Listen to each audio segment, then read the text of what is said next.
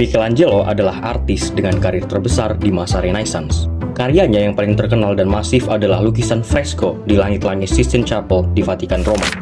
9 panel fresko tergambar seperti pentas yang bahkan mempengaruhi cara kita membayangkan narasi penciptaan dunia. Mari kita lihat panel pertama. Ini visualisasi hari pertama penciptaan saat Tuhan memisahkan terang dari gelap. Seperti yang tertulis dalam kitab Kejadian, Tuhan dilukiskan melayang di atas permukaan air. Di panel kedua, Tuhan menciptakan tumbuhan, matahari, dan bulan. Menariknya, Michelangelo melukis Tuhan dari dua sisi, depan dan belakang, yang menunjukkan kedinamisan Tuhan yang omnipoten dan omnipresent. Berikutnya, panel ketiga menggambarkan adegan Tuhan saat memisahkan daratan dari lautan. Tuhan tergambar melayang di atas lautan yang tenang. Nah, ini dia yang paling terkenal. Panel keempat dengan adegan penciptaan Adam.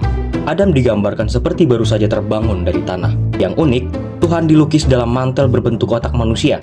Ini menjadi simbol bahwa Tuhan adalah logos atau pikiran tak terbatas. Bahkan, dalam pikirannya, sosok Hawa sudah ada.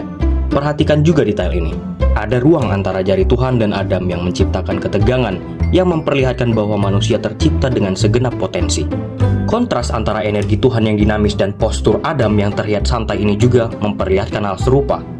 Akhirnya, Hawa yang sejak semula telah ada di dalam benak Tuhan dihadirkan dari tubuh Adam saat ia tertidur.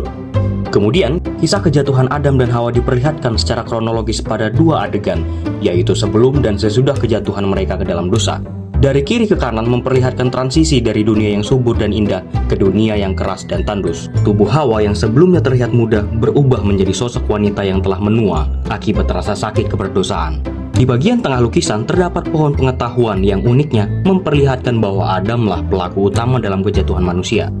3 panel terakhir mengisahkan perjalanan Nuh, dimulai dari pengorbanannya kepada Tuhan, lalu datangnya air bah yang dahsyat, sampai akhirnya kehidupan Nuh setelah bencana. Di panel terakhir kita melihat Nuh dengan jubah merahnya, bekerja di kebun anggur, menggambarkan awal baru kehidupan manusia di bumi yang tentu saja bukan tanpa tantangan.